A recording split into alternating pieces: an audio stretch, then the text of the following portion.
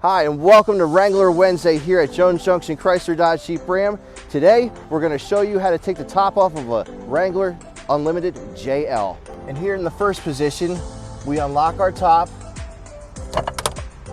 and we lift up.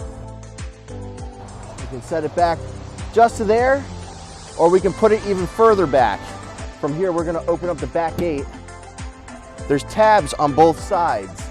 We're going to lift these tabs first.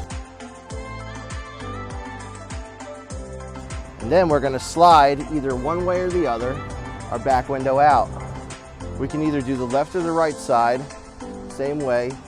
We go after our tabs here on the side and we slide it right out.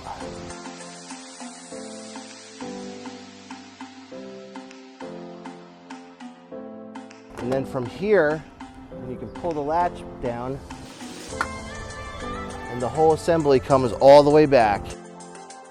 And then there's a lock right here on both sides.